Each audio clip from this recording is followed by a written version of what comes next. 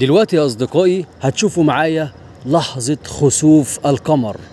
لحظة خسوف القمر اللي مواقع التواصل الاجتماعي كلها اتكلمت عليها دلوقتي بين ايديكم في لحظات حصرية وبمثابة بث مباشر على القناة النهاردة. لحظات حصرية خاصة بلحظة خسوف القمر. لحظة الخسوف ديت بتحصل لما الأرض بتتوسط الشمس والقمر. القمر وقتها بيكون بدر لأنه مضاء بضوء الشمس بالكامل، وتحديدا احنا النهارده في منتصف الشهر العربي 15 من نصف الشهر، فبالتالي القمر بيكون كامل بدر.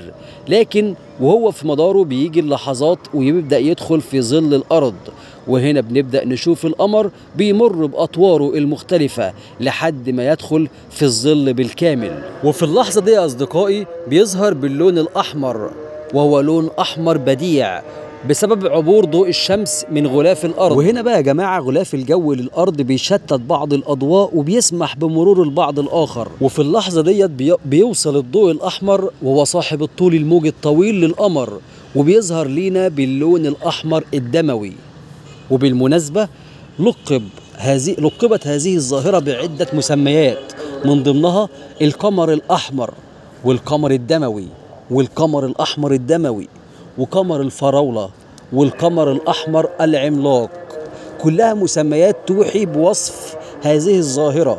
لما نبص للون الأحمر عرفنا السبب إيه، ولما نقول القمر العملاق علشان في التوقيت دوت القمر بيبقى في مرحلة البدر.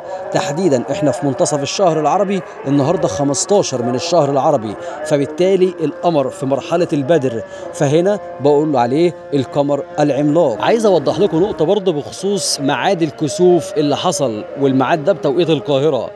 بالنسبة لشروق القمر الساعة 7:15 مساء. بداية الخسوف الجزئي الساعة 7:27 مساء. بداية الخسوف الكلي الساعة 8:31 مساء. وذروة الخسوف وهو هنا أقصى إحمرار ممكن الساعة 9:12 مساء وقت تصوير الفيديو تقريبا.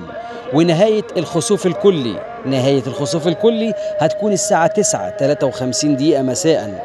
ونهاية شبه الظل هتكون الساعة 11:55 مساء. تكملة للمعلومة، سؤال كيف يحدث خسوف القمر؟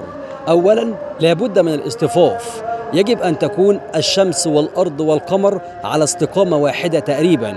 موقع الأرض، تقع الأرض في المنتصف بين الشمس والقمر. وأيضا لابد من حجب الضوء، تقوم الأرض بحجب ضوء الشمس الذي يصل إلى القمر. ويوجد ظل الأرض، يدخل القمر تدريجيا في ظل الأرض. دقة وإعجاز لا ريب فيه من المولى عز وجل.